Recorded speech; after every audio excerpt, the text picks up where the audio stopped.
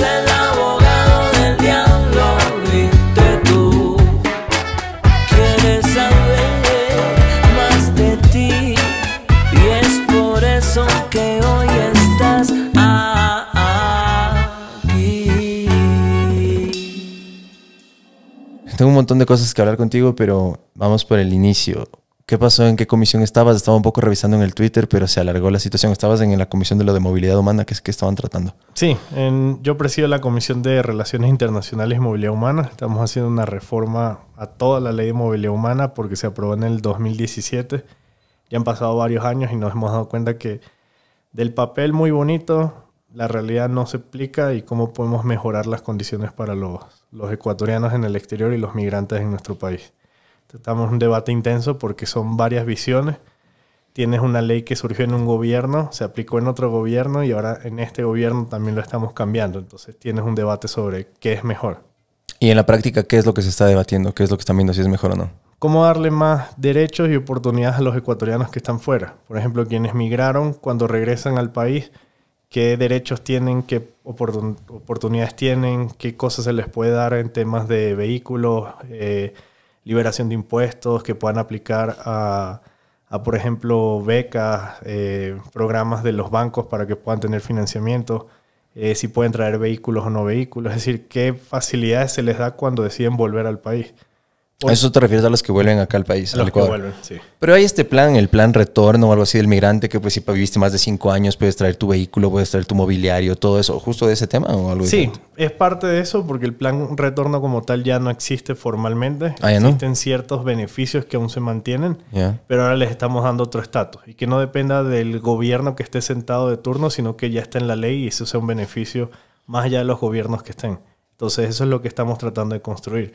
El gran debate es cuándo un migrante es migrante y cuándo retorna, cuándo es válido, qué pasa si es que se fue a estudiar con una beca, qué pasa si se fue a estudiar a trabajar con una empresa o si se fue entró por la frontera de manera ilegal y está trabajando y envía remesas. Ninguna de las situaciones son iguales. Entonces, ¿qué estatus le das a cada uno y qué importancia le das para que pueda tener derecho? ¿Y cómo va el tema del debate? ¿Qué es lo que tú, desde tu posición, qué es lo que quieres proponer o quieres que salga y sea una realidad? El tema de los vehículos fue algo que vi que estabas proponiendo ahorita en el Twitter. La verdad, el punto principal para mí es el tema de que cuando el migrante regresa en este país no tiene récord crediticio. Por decirte, si viviste 10, 15 años fuera de este país, vienes acá y dices a un banco, te quiero pedir un crédito y te dicen, revisemos historial crediticio y te dice, oh sorpresa, usted no existe en este país. Pero resulta que en el país donde vivías, sí tenías un récord crediticio, pagabas impuestos, ganabas un salario, seas migrante regular o no. Eso debería contabilizar aquí. Porque si no, imagínate quienes hemos vivido muchos años fuera, al final del día somos ajenos a nuestro propio país y pareciera que fuéramos extranjeros en el Ecuador. Entonces estamos haciendo un sistema con el Banco Central del Ecuador para que eso sea una posibilidad. No es algo tan inmediato. Estamos analizando de qué manera se puede usar y qué factible es realmente. A ver, para la gente que te está escuchando, hay gente que seguramente que sigue las noticias día a día, te han visto últimamente, te han visto en las entrevistas, te ven con Jimmy Jarela, te ven con Milton Pérez, te ven en Hora 25, te ven en todo lado que has estado. Pero seguramente les falta conocer ese un poquito más de quién es Juan Fernando Flores. Un poquito cuéntanos quién eres. Eres una cara fresca, por así decirlo, en la política. Eres relativamente nuevo, así que ya has estado obviamente desde hace años en la Asamblea, hasta desde el régimen de Lenín Moreno. Pero un poquito cuéntanos quién eres. Bueno, soy Juan Fernando Flores, tengo 34 años. Vengo haciendo política desde los 16 años. Viví 26 años en Venezuela. Saliste a los 5 años del Ecuador, Salí ¿no? a los 5 años del Ecuador. Ahí es donde realmente en Venezuela empecé a desarrollar y crecer todas las que son mis aptitudes, mis valores, mis principios. Allá estuve en la lucha estudiantil en contra del régimen de Chávez en su momento, después de Nicolás Maduro. Y cuando fui muy incómodo me dijeron muchas gracias, se puede retirar de aquí. Me tocó salir del país. O sea, como al embajador de Argentina el día de hoy le dijeron, claro, persona non grata, se me va, chao. Algo así, pero yo ni sé que se escape a alguien, aunque no sabemos. Bueno, ya hablaremos de eso en un rato. A ver, Y nada, me he dedicado a la política, estudié arquitectura. Ah, a ver, eso no sabía. Sí. ¿Y terminaste? No. Ah, a ver, Es un problema. ¿Qué pasó? Justamente estaba ya en punto de terminar mi carrera y fue cuando me visitaron en mi casa los efectivos del DGCIM. DGCIM es la Dirección de Contrainteligencia Militar de Venezuela. A la mierda. Llegaron y me dijeron, hola, ¿cómo estás? Te traemos esta citación. Necesitamos que te presentes en 5 días, sin abogados, sin publicar en redes sociales. Es algo de 10 minutos, tú no te preocupes que... ¿Presentarte en dónde? ¿En un cuartel por poco? En la Dirección de Contrainteligencia Militar. Simplemente ir a decirles hola. Pero ya para ese momento, el historial político que nosotros teníamos nos daba muchas realidades. Tenía amigos presos, amigos en el exilio, tuve compañeros que fueron asesinados. Entonces tú ya entiendes que eso no es una visita. Te están diciendo, ya está siendo muy incómodo. Y justamente uno de los oficiales que estaba en la puerta de mi casa, cuando el otro oficial, el que me dio la solicitud, se retiró, me dijo, mira, chamo, a nadie le dan 5 días. Y a ustedes se los están dando. Entiendan el mensaje. Y ahí dije, bueno, que ya no hay nada más que discutir. Averiguamos por otro lado qué tan cierto era, porque también puede ser que no sea tan real. Y nos dijeron, no, miren, a ustedes ya los tienen pillados, ya los están buscando, ya les están viendo por dónde agarrarlos. ¿Con ustedes a quién te refieres? ¿Tú y tu grupo de amigos o tú y tu familia? No, yo y mi grupo de amigos, el de la política. Okay. Mi familia ya no vivía en Venezuela en ese momento. Y nada, te toca meter 26 años de tu vida en una maleta en 40 minutos, agarrar un carro, irte a una casa de amigos a que te escondan, desconectar tu celular, llamar a tu mamá y decirle, me están buscando, tengo que salir. Y que tu mamá sepa y tú sepas que esa es la última llamada que vas a tener. Desconectarnos.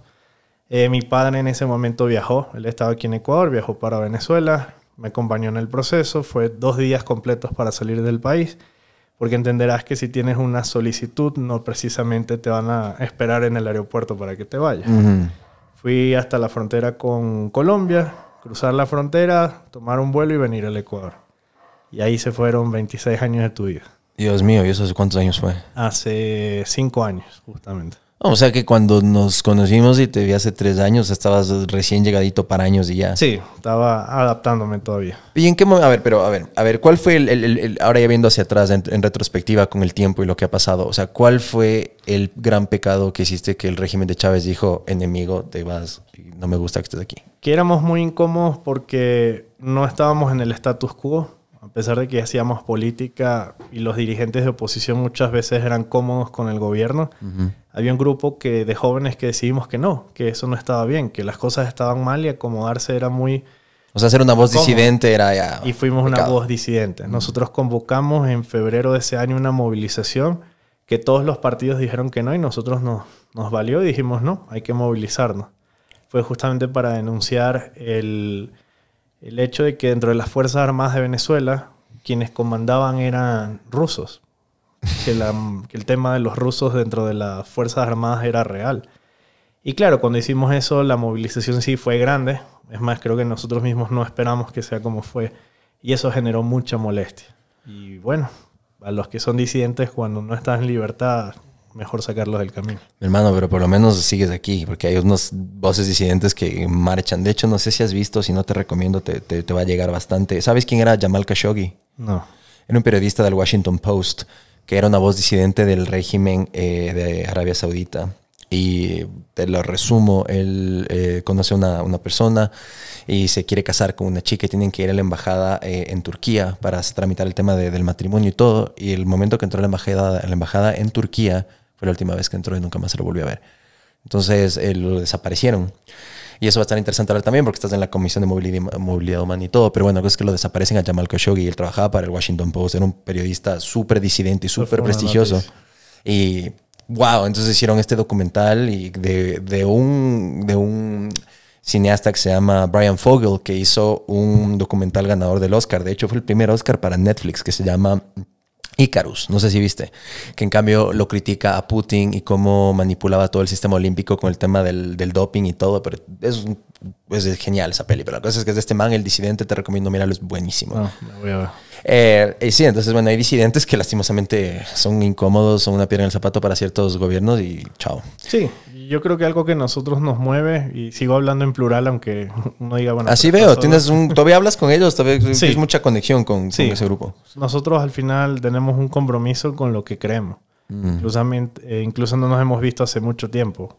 Esperamos pronto vernos después de casi 5 años, 6 años que no nos vemos. Y digo nosotros porque también uno lleva consigo la lucha de quienes quedaron atrás, de quienes fueron asesinados. Yo tengo un compañero que le dieron un tiro en la cabeza y el mensaje que le dieron a su mamá es: díganle que las ideas no son a pruebas de bala. Y esa es la forma en la que te decían las cosas. Entonces es cuando tú te das cuenta de que lo que tú estás haciendo no es un juego. Y que esa persona que cayó, tienes 2 opciones: o la olvidas y quedará ahí, o simplemente te dedicas a que la lucha que tenía es una lucha que lleves contigo. Y esas son cosas que uno las aprende, duele, son difíciles, pero todos los días te movilizan. Y todos los días te tienen que recordar algo, qué es lo que quieres construir, qué es lo que quieres hacer, dónde está la diferencia, y que nunca te sientas cómodo donde estás. Porque en el instante en que te sientes cómodo, esa persona que no tuvo esa oportunidad, mira lo que le pasó. Es como lo que nos mueve. Pero a ver, en todo esto, la lucha a la que te refieres con tus amigos, con este grupo que estuviste en Venezuela tantos años, donde creciste prácticamente, en ese entonces estabas tú buscando una mejor Venezuela. O sea, estabas peleando por la lucha en Venezuela. ¿En qué momento de la vida aparece el partido? Creo, tomas contacto con el partido, con Guillermo Lasso, y porque me acuerdo que eras en ese entonces, cuando hablamos hace 3 años, creo que eras el presidente para América Latina, África y el Caribe del partido, ¿verdad? No sé si estoy mal. A ver, la lucha es por la libertad. Sea donde sea. Sea donde sea. Yeah. En el punto en que le pones un lugar, solo te determinas esa circunstancia. Venezuela es el punto de inicio de nosotros. Pero de ahí conocimos lo que sucedía en Bolivia, en Nicaragua, y en su momento apareció Ecuador dentro del mapa.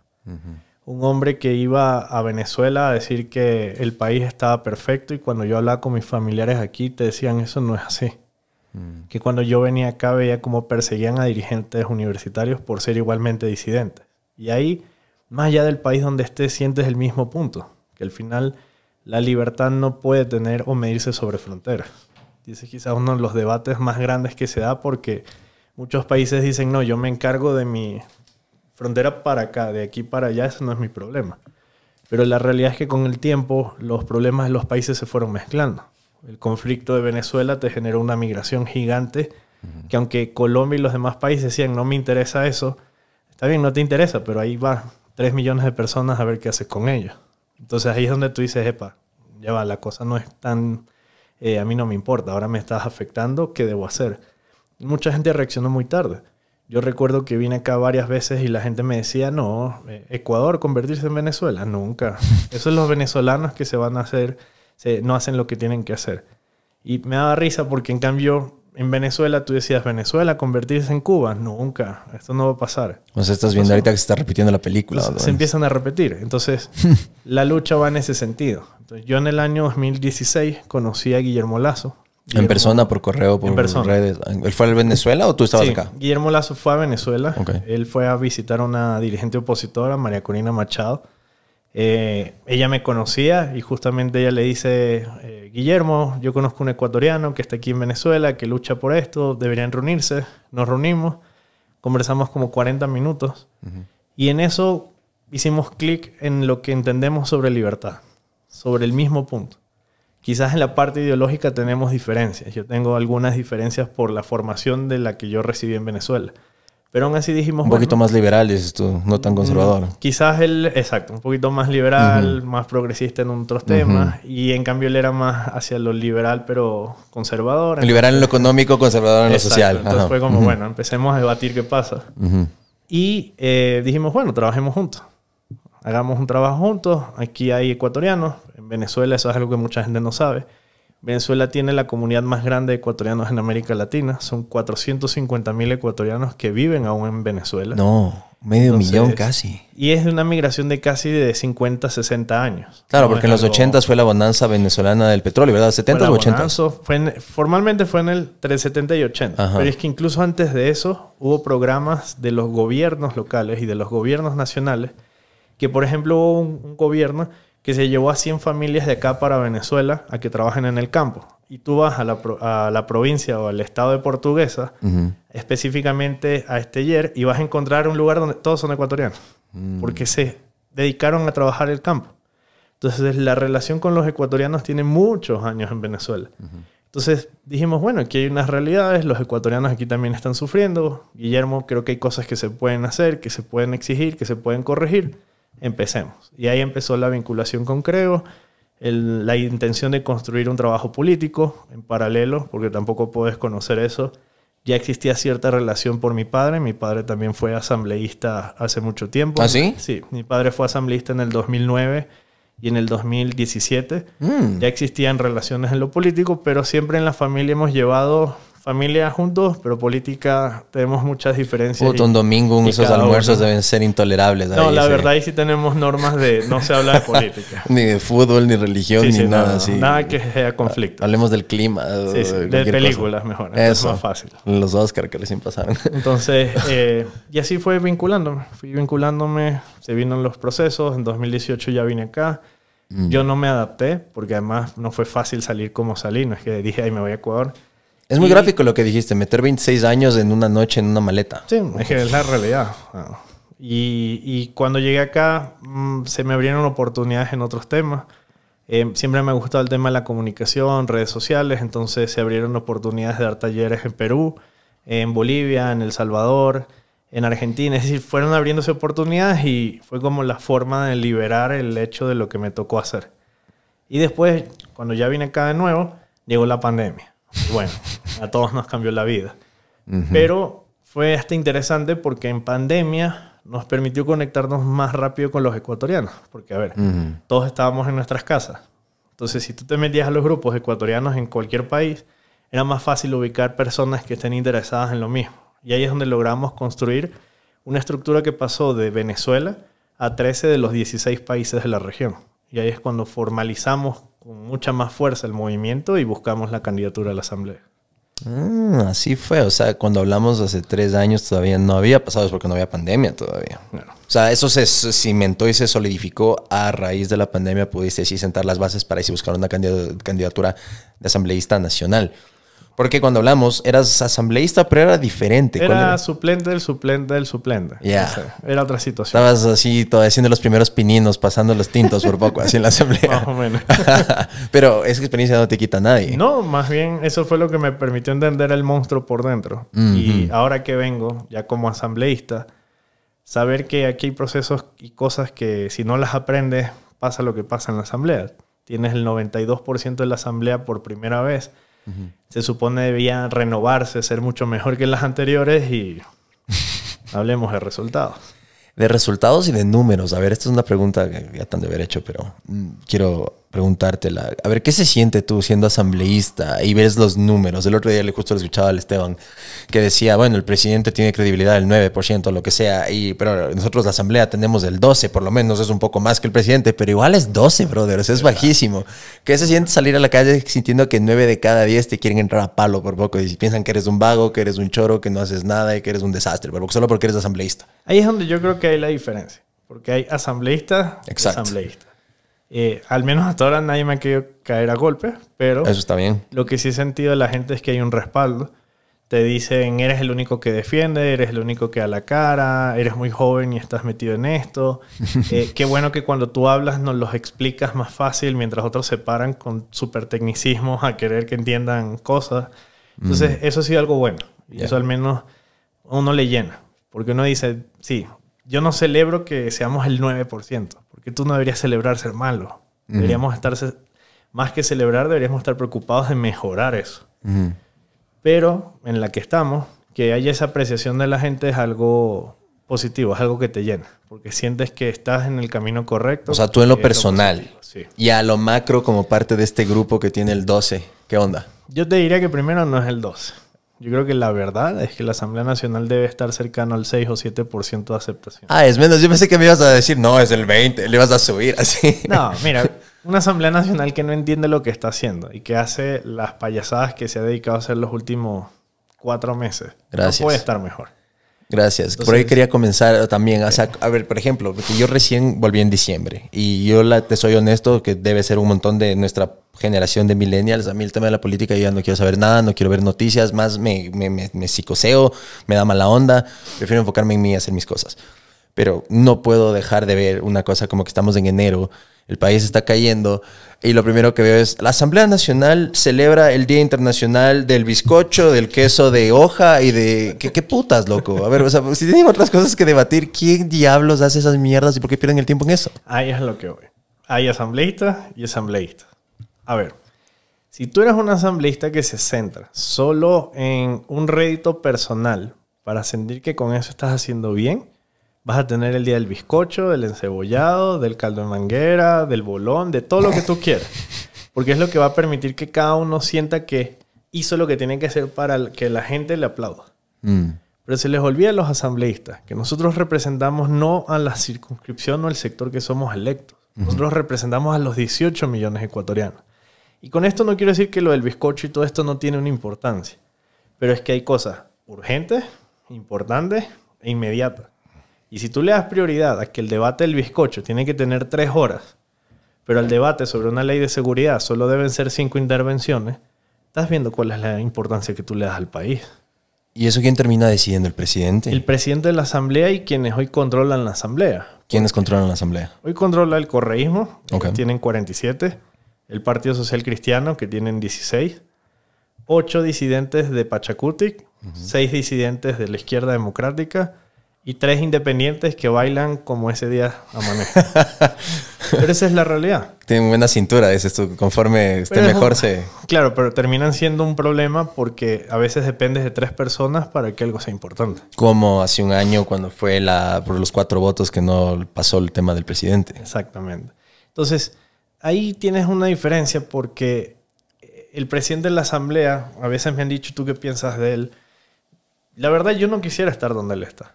Él es una persona que ya está apresada por un montón de personas a las que les tiene que cumplir. Un montón de personas que si no me das el día del bizcocho, mis 6 se molestan contigo y ya no tienes mayoría. Que si no me das el que quiero hacer esto, que no es importante, pero para mí sí, yo te quito automáticamente el poder. O de los más grandes, los de UNES, si sigues fastidiando y no haces caso a lo que te decimos, con 47 buscamos un poquito más y te sacamos de ahí. Entonces, estar en esa posición creo que debe ser lo peor, porque estás apresado, no eres libre. Y el problema es que además él tiene que convivir con nosotros como oposición. Porque al final no puede decir, ay no, la oposición no existe y nosotros hacemos todo esto. Porque somos una piedra en el zapato. Podemos molestar, podemos fastidiar, podemos apelar las presidencias. Es decir, podemos buscar formas de fastidiar. Entonces él tiene que convivir con los personeros que lo tienen atrapado donde están y con nosotros que somos los que le venimos a fastidiar. Entonces, esa debe ser la posición más difícil de estar en la Asamblea Nacional. ¿Cuál es el problema? Que él también tiene intereses. Él también tiene el derecho a querer el día de lo que le responda a su interés. Pero imagínate que él tenga ese derecho y le den prioridad al tema del bizcocho. ¿O tú crees que a él no le exigen en la calle seguridad, salud, oportunidades y trabajo? Entonces, ahí es donde ves esa diferencia. Y cuando le damos importancia a esas cosas, la Asamblea pierde su sentido. Por eso la generación completa hoy no le interesa la política. Así es. Porque ¿quién le va a interesar pararse a hacer ese tipo de cosas? Y ahora, bueno, la típica, ¿no? El Vox Populi se empieza a rumorar o dicen que por poco él va a ser Fabián Alarcón 2.0 que quiere palanquearse ese tipo de situaciones, pero hoy salió públicamente a decir que no, que él quiere ver una vía constitucional y etcétera. Pero a ver, hay una cosa con el tema de la asamblea, porque, por ejemplo, de nuestra generación, no todos sabemos bien cómo es. ¿Cómo es el día a día del asambleísta? ¿A qué hora te despiertas? ¿Tienes alguna rutina en la mañana antes de ir a la asamblea? ¿Te preparas, meditas, tomas café, lees, haces deporte, lees el periódico o te levantas y bluma la asamblea, esclavo del trabajo por poco? ¿Cuántos asesores tienes? ¿Qué tienes que hacer en tu día a día? ¿Cómo es la vida de un asambleísta? Uy, es bien compleja y bien difícil porque la verdad no tienes un día claro. Se supone empiezas con una agenda y puedes terminar en otra. ¿Pero tienes horario de oficina así como empleado público que de 8 a 5 así, o no tienes que llegar a la hora que sí tenga? Si quieres ser una persona que esté en la Asamblea Nacional y simplemente pasó por la Asamblea Nacional, lo vas a tener. A ver, vamos a los horarios mejor. ¿Cómo funciona la Asamblea? La lógica te da que deberías trabajar los 5 días de la semana. Pero eso es lo que la lógica da. ¿Cuál es la realidad? La Asamblea sesiona los martes y los jueves, plenos de la Asamblea Nacional.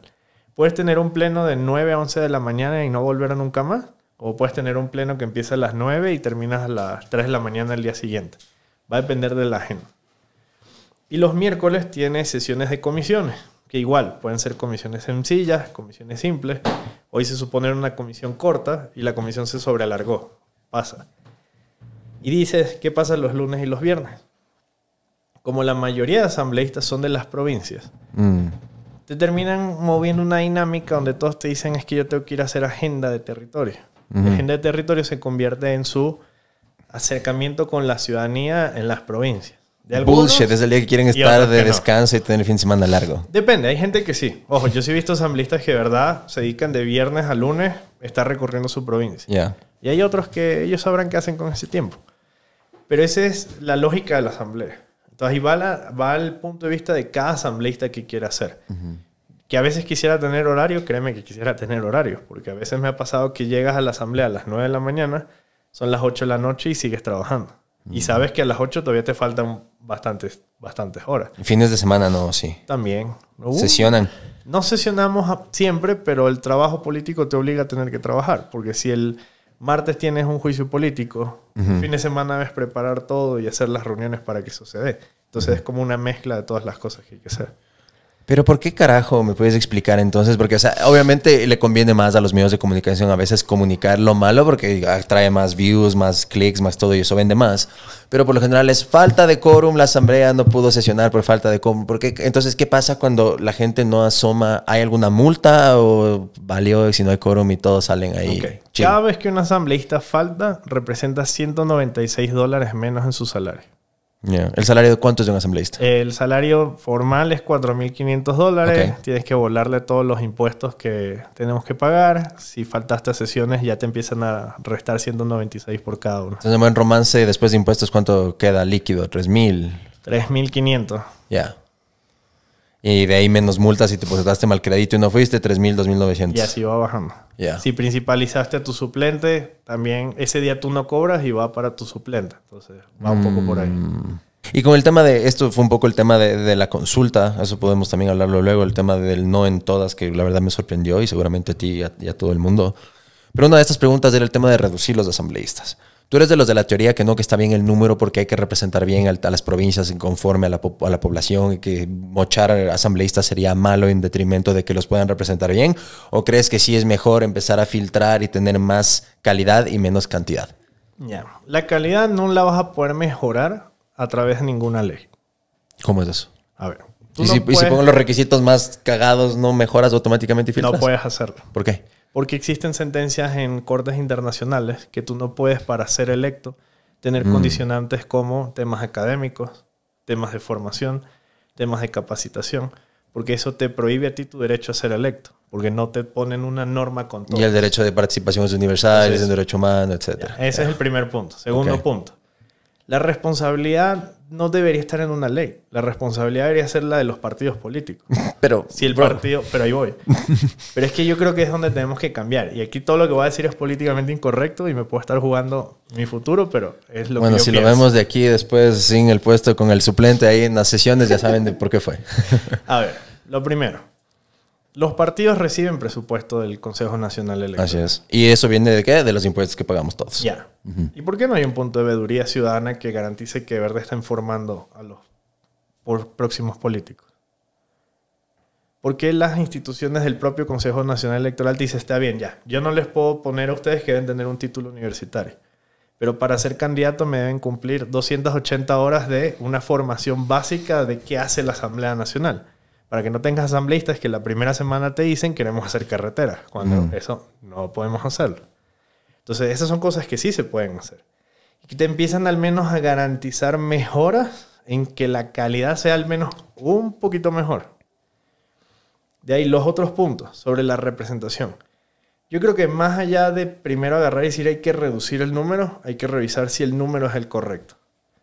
Yo tengo una diferencia en el punto de vista de cómo veo las cosas.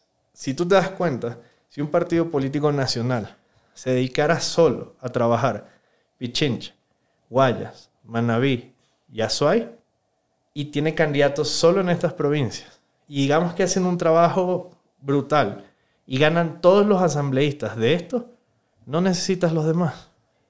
Entonces ahí hay un verdadero problema. Entonces no es un tema de eliminar, es si la distribución está siendo real para ser funcional en en pro del país. Tienes listas nacionales. Somos 15 asambleístas nacionales los que se eligen. ¿Qué es lo que la ley te dice? Mete 15. Pero cuando tú ves los listados de todos los partidos políticos, incluyendo el mío, te vas a dar cuenta de que tienes incluso, la mayoría de candidatos son Pichincha, Guaya y Manabí. Entonces no tienes un proceso que realmente esté garantizando que la asamblea esté representada. Entonces esas son las cosas que hay que revisar. De ahí si el número son 100, son 50, son 80, son 20, vamos a algo más práctico. Y te voy a mandar la información. Yo te voy a mandar cuántos asambleístas han intervenido en 2 años y cuáles son la mayor cantidad de intervenciones. Y te vas a dar cuenta que somos los mismos 25 siempre. ¿Y cuáles están así entre los top 5 que puedes mencionar? Vas a tener Salvador Quispe, vas a tener Mireya Pazmiño, vas a tener de la bancada de la ID Alejandro Jaramillo, del Partido Social Cristiano Esteban Torres, de mi bancada voy a estar entre yo y Natalia Arias, y de ahí no tienes más. Y vas a ver que hay asambleístas que en 2 años no han intervenido. O sea, solo van a hacer acto de presencia, les pasan por WhatsApp que votar y punto. Y cobran el mismo salario que los que estamos trabajando todo el día. Ya, pues entonces hay que mocharles y ganan... Si hay menos, ganan más y... No sé, pues no te gustaría ganar más como asambleísta pero que hayan menos ahí, estorbos ahí que no hacen nada. Yo ahí tengo una propuesta que a la gente no le va a gustar y cuando digo a la gente me refiero a los asambleístas. ¿Cuál es? A ver, cuando tú no vas pero devengas un salario, eso es corrupción. Claro. Ya, entonces hagámoslo al revés. Cuando tú vayas y me demuestres que fuiste, yo te pago. O sea, pago por asistencia. O sea, claro, como ser un freelancer. Así solo por el trabajo hecho se te va pagando. Son 100 sesiones, viniste a 100, tome su salario. Viniste a 50, tome sus 50. No puedes hacer más nada. Pero es la única forma de garantizar que haya también una obligatoriedad al trabajo. Porque también vas a tener que en 2 años de la Asamblea Nacional hay asambleístas que no han presentado ni un proyecto de ley, ni un acto de fiscalización, ni un pedido de información. Entonces tienen 2 años cobrando un salario. Y ojo, de nuevo, parte de una decisión, no es una obligación. Yo podía estar exactamente en ese mismo lugar. Puedo no hacer nada. Voy, cobro, voto, voy, cobro, voto. Y ya. Pero ahí viene el sentir de lo que es cada uno. Pero la ciudadanía tiene que ser exigente sobre eso. Porque al final, y esta es la parte que mucha gente no le gusta que también se le diga, los asambleístas que hoy tenemos, de esa asamblea del 6%, que tanto criticamos, fueron puestos por la gente. Pero porque era obligatorio el voto. Si no fuera obligatorio ver cuántos votaban, pues. Pero al final es responsabilidad de quienes nos pusieron. Vamos a una realidad. Quienes estamos hoy sentados ahí, más allá de que me caigan bien o no me caigan bien, fuimos electos.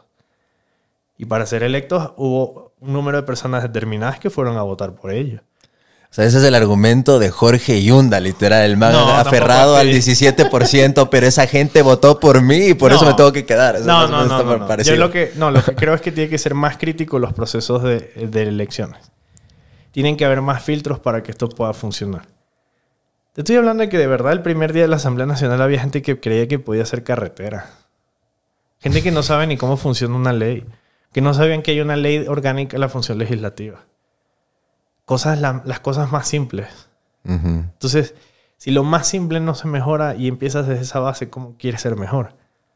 Y además, algo importantísimo, ese cuento de que es que como no tiene título, por eso es así. Y los que tienen título y hacen las atrocidades que hacen. Entonces, el título no es una condicionante.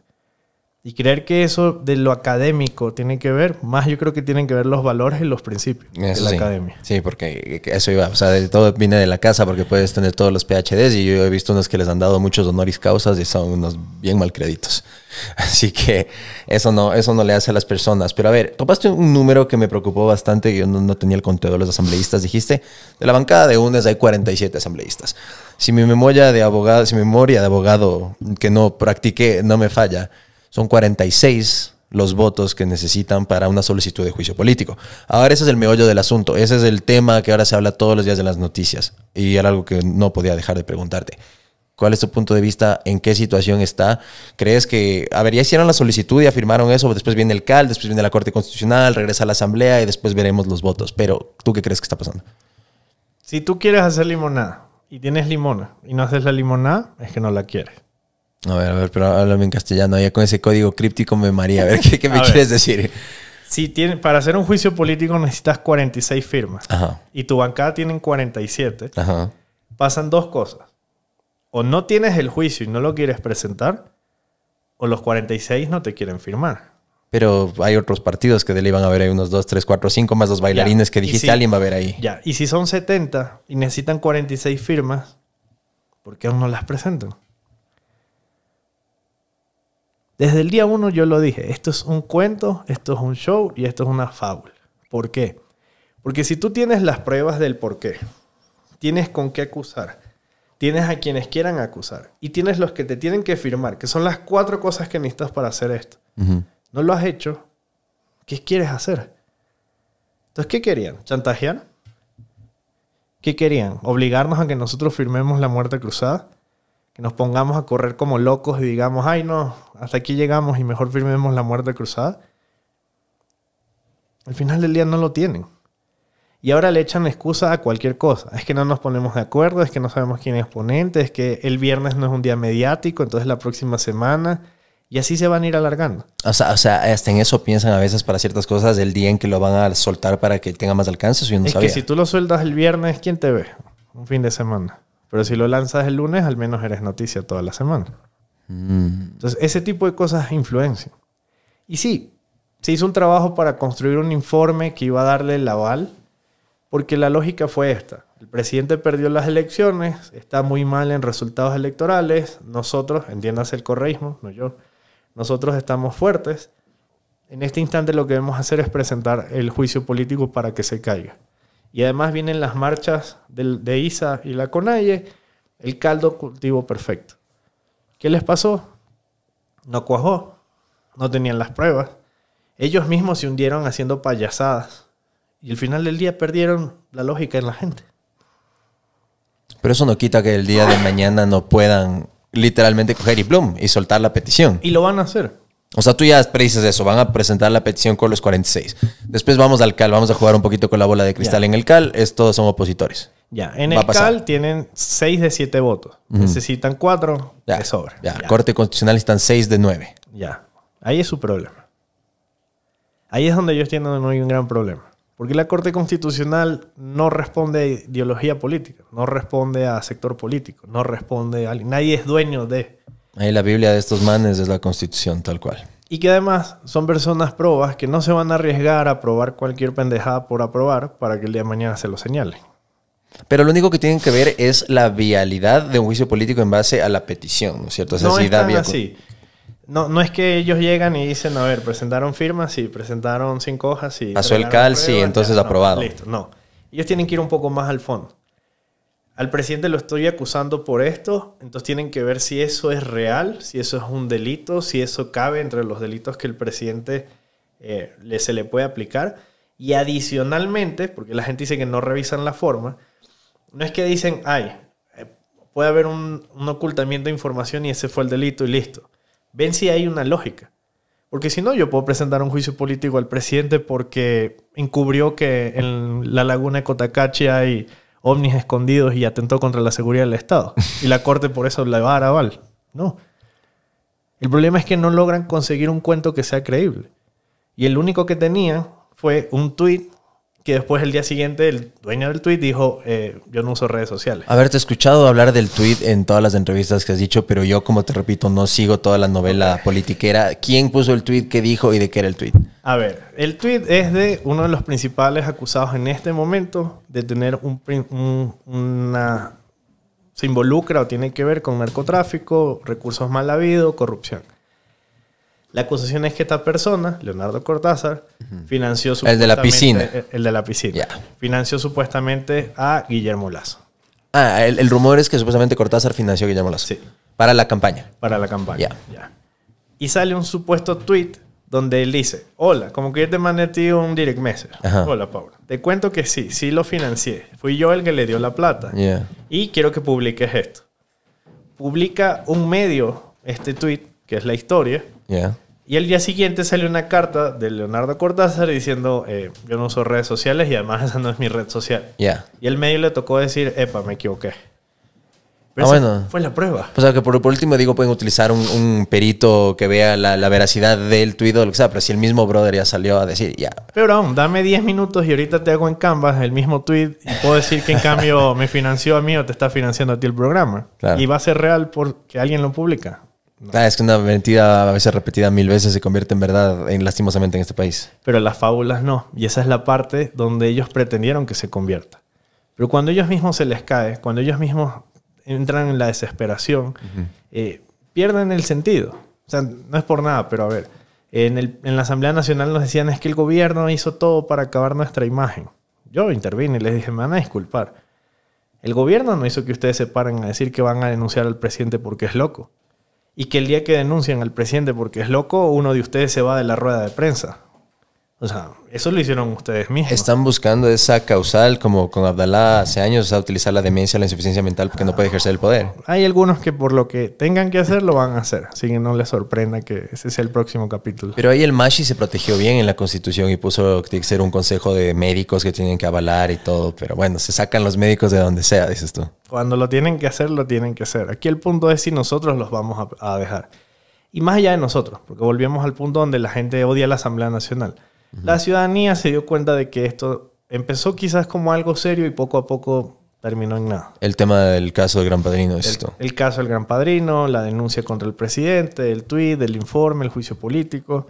Si a nosotros nos decían, aprobamos el sábado y el domingo entra el juicio político. Y oh sorpresa, ya van 3 semanas. Pero ¿sabes cuál es el problema? Y es la irresponsabilidad de ellos. Que esas 3 semanas le han costado que suba el riesgo país, que generes incertidumbre sobre las empresas que quieren invertir o no. Que la gente se pregunta si ¿será que invierto o no invierto? ¿Se cae o no se cae? Esas cosas no podemos volver otra vez. Que ya estuvimos cuando fue la elección. Me acuerdo que lo que se hablaba mucho, el tema del efecto Lazo cuando ganó, que se va a volver a abrir, que las inversiones, que iba a volver las empresas, las multinacionales, que nos vamos a volver por poco en, no creo que decían, no era en Dubái, pero era en el Singapur o en lo que sea de América Latina. Pero no ha pasado un carajo, pues, brother. Bueno, ahí viene el gran debate sobre eso. ¿Y cuál es el problema allí? Verá. Creo que quizás uno de los errores, es una opinión muy personal, no como asambleísta, no como bancada, como Juan. Creo que uno de los errores fue haber llegado al gobierno y no salir a decirle al país cómo encontramos el país. Y es un problema porque Guillermo llega y dice, esto está muy mal, hay que arreglarlo, hay que corregirlo. Pero si no le explicas a la gente eso, la gente siente que no estás haciendo nada. Y él se metió a arreglar lo más difícil, la economía. El que pueda haber una economía sólida, estable, para hoy poder decir, voy a invertir tantos millones de dólares en esto. ¿Qué es lo que no se ve? Que es pagar todas estas cuentas en el exterior que nos han pagado por muchos años y que se lo está haciendo ahora supuestamente. Pero eso no es algo como ir a las escuelas del milenio, en la UPC. Entonces algo que no es tangible. Entonces la gente dice no se está haciendo un carajo. Y que además hay cosas que nosotros no íbamos a permitir como gobierno. Que vengan empresas de otros países y te digan, yo te construyo las carreteras pero con sobreprecios gigantes. Yo te voy a dar las medicinas, pero esto tiene que ser con el que yo te diga de las medicinas. Los seguros tienen que ser solo de este grupo. Es decir, sí existen mafias en el país que se institucionalizaron en el gobierno y que sacarlos ha sido lo más difícil del mundo. Te voy a poner un ejemplo, el famoso tema de las medicinas.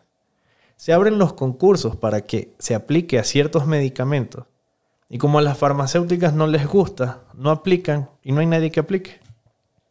Y no lo hacen ¿por qué? Porque no queremos subir el precio, porque no queremos darles los porcentajes que ellos quieren, porque no queremos ser parte de esas redes.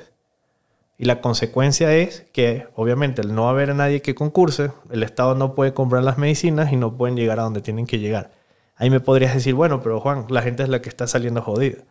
Pero es que en un punto tienes que romper eso. Porque si no, ¿qué es lo que vamos a cambiar? Que Lazo, que antes era Correa, robó pero hizo carreteras y ahora va a ser Lazo, pero igual hizo carreteras. Al final no llegamos al poder para eso. Se supone que es para hacer la diferencia. Hay una cosa que veo y te lo voy a decir igual, que le ha fallado terriblemente, según tú, así como dices como Juan, ni siquiera como parte de la bancada ni nada. ¿Cuál fue el fuerte, sobre todo en esa segunda vuelta? Comunicación. Ya. Entonces ya sabes a dónde voy. ¿Qué es el peor punto, lo que más flaquea al gobierno hoy en día? Comunicación. ¿Y por qué carajos llevamos casi 2 años no han hecho nada en ese aspecto? Porque ha sido un proceso bien complejo hacer un cambio interno. Y que yo creo que hay puntos donde si la gente propia no despierta, no lo va a entender. Y ahí hay cosas donde yo también no puedo opinar mucho y no es porque no voy a opinar por defender, no. Porque yo me he dedicado 2 años a mi edificio, es decir, 2 años a la Asamblea Nacional. Estás cuidando tu jardín. Es que es la responsabilidad que me toca. Los que están en gobierno tendrán que responder sobre eso. Pero al menos sí han habido cambios después de las elecciones. Las elecciones para mí representaron la cachetada política que te despertó a entender que estás haciendo las cosas mal. ¿Te refieres a la de ahorita la consulta? A las de la consulta. Eso fue más que una cachetada, fue una nalgueada mundial. O sea, fueron 8 nos. Eso sí, ya... Bueno, por eso, y si no reaccionas a eso, las consecuencias van a ser terribles. Porque al final la gente no es que dice... A ver, la gente te dice, Lazo no es que es malo, es que no está haciendo. Lazo... En vez de cambiar lo que tiene que cambiar, sigue con los correístas ahí. Es decir, el problema al final de ellos no es la acción negativa del Lazo, es la inacción del Lazo. Ahí es donde están dándose los cambios. Estamos cambiando de ministerios, estamos cambiando de ejes políticos, de eje social, abrir el grifo al tema de inversión, de que ahora entre la plata donde tiene que entrar. Pero también esos son procesos. Para que empiece una obra, ojalá fuese de la noche a la mañana. Los procesos más rápidos para que eso ocurra son al menos 90 días. Entonces estamos hablando que desde marzo vamos a tener que esperar hasta 90 días para empezar a ver obras que van a empezar a dinamizar la economía y otra vez la gente diga, mira, sí está haciendo algo. Puta, pero es que es un relajo, loco, porque, o sea, aparte de todo, dice sí, los 90 días y eso, pero mientras tanto la gente en el día a día se siguen, o sea... como dices, rumores, las mentiras, lo uno, lo otro. Entonces sí falta una especie de... Yo no sé, porque eso me llega a mí. Te digo que recién regresé en diciembre y yo de lo que escucho con panas o a veces en el almuerzo o así, pero he escuchado, yo no lo conozco, tú sí debes ser un hombre más cercano, pero que es un hombre que como que está tan rodeado de una burbuja, que viven en su élite, en su cosa, que no entienden la realidad del ecuatoriano promedio, y que es un hombre que no le gusta recibir especie de feedback o de crítica, o que no la toma bien y que no le gusta ejecutar. Entonces yo no sé si eso sea cierto o no, pero parecería que sí, porque ya de la consulta que fue en febrero, ya estamos ahorita literal mediados de marzo, y no ha habido un cambio. Más bien solo escuchamos, como te digo, el tema del juicio político. Ayer fue el tema de los generales. O sea, solo es como que el día a día parece que estuviera esperando ver cuál es el tema del día, el escándalo del día, para salir, volarle la cabeza a esa persona y de ahí seguir ejecutando. Entonces, eso es en lo que estamos ahora, ya, lastimosamente. Te va a romper la burbuja un poco. Primero, si el problema era el entorno, ya salió. ¿Quién? Después de las elecciones cambiaron Ministerio de Gobierno, secretario personal del presidente, secretario de la Administración Pública y todos los que eran asesores políticos del presidente. Todos ellos salieron. Cambiamos a un nuevo ministro de Gobierno. Henry Cucalón. Yeah. Si no hubiese cambios, deberíamos estar en el mismo punto que estábamos antes o peor. Si estábamos en el mismo punto político y presentas un juicio político, ahorita estaríamos debatiendo el juicio político. Pero después de 3 semanas de haber aprobado un informe, todavía no lo presentan. Así que algo en la política cambió. Que del otro lado no dejen de hacer el show que tienen que hacer, eso es otra cosa. Pero ya nosotros no nos podemos hacer responsables de ellos. Nos hacemos responsables de nuestras acciones. Cambiamos ministerios. Ministerio de Agricultura. Se vienen otros cambios en ministerios, que eso le corresponde al gobierno decir. Se hizo cambio en la política de inversión. Se resolvió que ahora toda la política va a inversión social. Son 13.000 millones de dólares que se van a invertir en muchos temas. Hospitales, carreteras, UPC, seguridad, un montón de temas que se tienen que invertir. Pero como te digo, son temas que tardan desde 90 días en adelante en que se puedan ver. Del 6 de febrero a la fecha, ¿cuánto tiempo ha pasado? Entonces, los cambios se están dando. Que están tardíos, que nos tardamos en darnos cuenta, que no hemos despertado, que hemos perdido 2 años, completamente. Lo aceptamos, lo reconocemos, son fallos que se tienen. Pero al menos estamos en la voluntad de cambiar. Y aquí hay un punto que yo te doy de la política. Si desde que nosotros anunciamos estos cambios, la política en el conflicto, ¿ha aumentado o ha disminuido? Ha aumentado. Yo te digo, ¿por qué ha aumentado? Porque en el instante en que la inversión social empiece a llegar, que las obras empiecen a darse, que muchos temas se empiecen a ejecutar, el descontento de la ciudadanía no se está haciendo nada, va a empezar a, ok, ya lo está empezando a hacer. Y eso va a hacer que los descontentos empiecen a bajar y al menos cierta aceptación empiece a subir. Es verdad, perdimos las consultas. En preguntas las perdimos. Pero aquí hay un tema que la gente no habla. La gente solo dice, perdiste. Pero hay preguntas donde perdimos 49-51. Entonces ese 49 no importa. Ese 49 no tiene opinión en este país. nos vamos a poner como la visión esta extraordinaria de dividamos Quito entre los que son de Quito y los que... Los quiteños de a bien, como creo que joden en el Twitter. Pero lo mismo te lo aplicaría hacia ustedes. La elección final contra Arauz, la segunda vuelta, igual fue un 51-49, creo. Entonces tampoco pueden olvidarse que está siempre ese 49% ahí esperando ponerle el pie para que se caiga y lo están haciendo. Y lo están haciendo y nunca nos hemos olvidado. Porque date cuenta que nosotros llegamos 12 asambleístas a la Asamblea Nacional de 137. UNES nos cuadruplicó en asambleístas. Pero siendo 4 veces menos que ellos, seguimos dando la pelea, seguimos alzando la voz, seguimos siendo disidentes hacia su posición. No les dimos la presidencia de la Asamblea Nacional, que ya después utilizaron otros caminos para que hoy tengan un poder ahí, es cierto. Eso, disculpa que te interrumpa, por ahí quería ir luego, pero eso es algo como igual opinión, yo no soy periodista ni nada, pero igual este es mi punto de vista. Y yo creo que ese literalmente fue el punto de quiebre y donde se fue a la mierda este país. ¿Por qué? Porque antes, sí, Guillermo Lasso, Jaime Nebot tenían sus diferencias, ¡pum! De la nada, solucionan todo, se reúnen en San Borondón, la foto se hace viral, se cogen de la mano, hacen un video, una entrevista en la terminal de buses, creo en Guayaquil. Nebot por poco, yo soy ahora tu aliado, vamos hacia la presidencia, ¡boom! Gana. Todo estaba lindo, Jaime Nebot utilizó todo el poder del Partido Social Cristiano para el control, que fue lo que les falló en la elección anterior. Bacán, boom, ganó Lasso, todo lindo. Viene el tema de la elección de la asamblea y se mandaron a la mierda por el tema de la presidencia. Y desde ahí nunca más volvió a ser el mismo el gobierno. Ya. ¿Por qué nos mandamos a la mierda? Porque el planteamiento que ellos tenían era que pactemos con el correísmo. Porque el acuerdo era que Henry Kronfle sea presidente de la Asamblea Nacional con los votos del correísmo.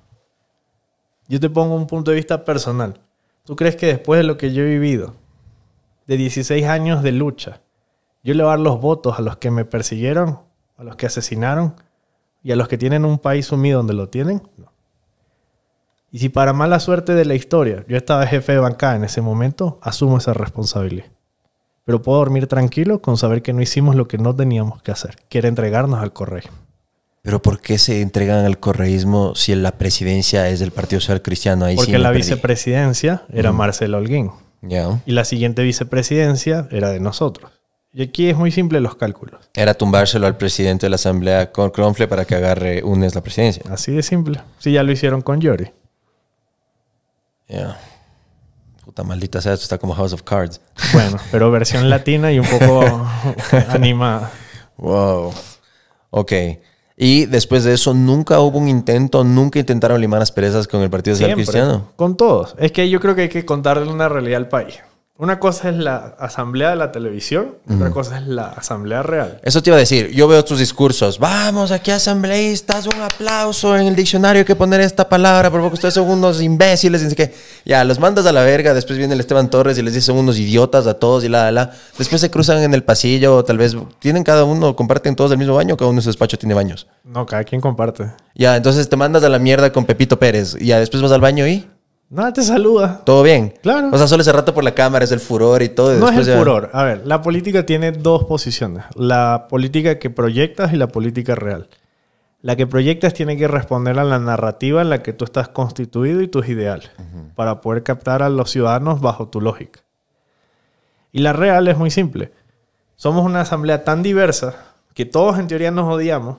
Pero cuando vamos a sentarnos en una comisión, mi proyecto de ley... A ver, las comisiones tienen 9 asambleístas. Por lo tanto, tienen de todas las bancadas. Si yo traigo mi proyecto de ley que es bueno para el país, para el bizcocho, para lo que sea, y lo traigo, yo necesito los votos de los otros 8. Y si los otros 8 son con los que me insulto, con los que me llevo bien, con los que me caen bien y con los que no, viene a ser como un salón de clases más o menos donde están los populares, los que sí y los que no. Algo así. Tu dinámica te obliga a tener que llevarte con todos. Pero ahí vamos a tener un poco de criterios. Hay radicales de todos lados. Yo tengo radicales en mi bancada que no quieren son incapaces de cruzar hacia el lado del correísmo. Y del correísmo hay igual a los que les dicen no puedes saludar a esos asambleístas porque te castigamos. Entonces son las lógicas de... ¿Qué es la ley del hielo? ¿Te castigamos? ¿Cómo te castigan? Bueno, no sé, lo suspenden, les dicen que no vayan a la asamblea. ¿No le dan regalo en Navidad del amigo no sé, secreto? Capaz, algo así. Ya eso es otro tema. Ya ellos los que castigan les tienen que preguntar. Pero ocurre. Entonces sí, en la plenaria se ve el debate de ideas. Pero en la construcción de lo que es la política, tú tienes que llevarte bien con todos. Si tú no te llevas bien con los demás, ¿cómo negocias el voto? Y ojo, Negociar no es malo. Hay que dejar de tenerle el miedo a la palabra negociar. Una cosa es negociar y otra cosa es te entrego un hospital para que me des un voto. A eso te voy a decir, a ver, define qué es negociar el voto. Negociar el voto es tener la capacidad de poder compartir puntos donde estableces al menos mínimas en las cuales te pones de acuerdo. Te pongo un ejemplo. Ahorita estábamos debatiendo la ley de movilidad humana. Para mí debe dársele derechos hasta 5 años. Para la otra asambleísta hasta 7. Llegamos al consenso de hacerlo en 6. Yeah. Nos odiamos. En el pleno nos matamos. Pero en la comisión tenemos que llegar a consenso. Porque nadie tiene la mayoría en las comisiones. No hay una sola comisión que tenga el poder absoluto donde te resbalan los demás. Porque así es la democracia. Así fue la asamblea que nos dieron cuando la gente votó. Esa es la asamblea real. Y en el debate, en el discurso, la euforia, el show, es parte también de esto. ¿Por qué? Yo sí soy muy sincero. Yo les aplaudo y les digo esto es un circo. Yo sé que estoy armando un circo. Pero ¿sabes por qué lo hago? Porque siento que es la única forma de evidenciarle a la ciudadanía el chiste en el que nos hemos convertido. Consciente de que estoy perdiendo imagen, que hay gente que puede considerar que es una inmadurez, que este niño que está haciendo ahí. Pero es la forma en la que al menos yo siento que puedo comunicarle a la gente que lo que estamos haciendo es una payasada. Consciente de que estoy siendo payaso de ese circo. Sí. Pero bueno, el autoconocimiento, por lo menos tener la noción de es muy importante, porque hay gente que se toma muy en serio a sí mismo y después caen en este tipo de cosas de que no ejecutan, no escuchan opiniones de terceros, no cambian. Entonces esto es súper importante. Algo que tomamos hace un tiempo que fue que dijiste, bueno, yo no cogí y ayudé a escaparse por lo menos de alguien de una embajada. Y vamos a hablar de la ex ministra Duarte. ¿Qué onda, brother? O sea, ok, eso también sí, tal vez hubo ahí obviamente el apoyo del gobierno de Argentina, después obviamente el gobierno de Venezuela y seguramente terminará en México con el resto de los amiguitos que están por ahí. Pero no deja de ser la responsabilidad de la gente de inteligencia, del gobierno de turno y de la policía y de todos. Pues ¿cómo carajo se les vuela a alguien de una embajada? Bueno, les vamos a explicar cómo se escapa alguien de una embajada. ¿Cómo sí, ocurrió el proceso? El carro no hay cómo tocar, sí, pero bloqueen en las calles, pues. No, pero es que hoy... A ver, primero, ocurrió un asado el día viernes. Ok. Sorpresivamente, el embajador, o sea, yo te hablo desde la visión de la embajada. El embajador dice que durante 72 horas nunca se dio cuenta que donde ella vive no prendieron ni una luz. Y que en ese instante se les ocurrió avisar. Llaman a las 8 de la mañana a la Cancillería de Argentina a decirle, sabe que la buscamos y no está aquí. Y el canciller de Argentina llama a las 5 de la tarde a nuestro canciller a decirle, se me escapó. Entre 8 de la mañana y las 5 de la tarde pasaron bastantes horas. Entonces tú me dices, ¿cómo inteligencia, policía no accionaron?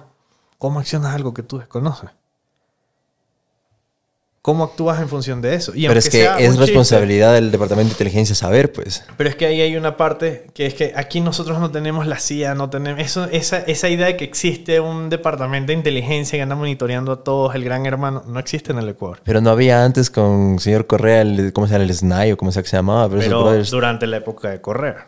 Eso no quiere decir que en la época de Lazo nosotros tengamos que ser como Correa. Y volvemos otra vez a lo mismo. Como Correa robaba carreteras... No, pues, pero esto es otra huevada. Estamos hablando de verificar que estos, o sea, si es algo de seguridad nacional, no se les vuelve. La seguridad interna de una embajada es seguridad privada. Sí, porque es un territorio soberano de cada país. Lo segundo, lo del carro, aunque parezca un chiste, es una realidad. Tú no puedes pedirle como oficiales ecuatorianos a un vehículo oficial que abra para ver. Correcto, pero te pongo el ejemplo de Julian Assange. Hicieron lo mismo, pero Scotland Yard cogió y bloqueó toda la cuadra y dejaba que si un carro salía de ahí por poco no le dejaban moverse, porque podía estar ahí. Ahí tiene que haber un análisis de qué es lo que sucedió, porque no se midió los riesgos de seguridad y quiénes son responsables de eso. Pero esa parte no le toca a la asamblea. No, obvio. Yo te pregunto más porque eres alguien que está empapado de todo el tema. Claro, pero te hablo como el verídico ciudadano que solo recibe las cosas para pasarte, por si acaso no. No, igual yo las voy a responder igual, pero voy a la parte que la parte de las responsabilidades no es algo que a mí me compete o corresponde. En parte de responsabilidad es algo que sí te compete a ti y a los otros asambleístas y que era justo, lo dijiste también la palabra inversión. Y bueno, ahora va a ser el tema de inversión social, pero yo estaba súper enamorado de la idea de que iban a venir empresas del exterior a invertir en el país. Pero ¿qué es lo primero que miras? Que justo tomaste un tema también, dijiste el riesgo país. Obviamente también necesita seguridad jurídica.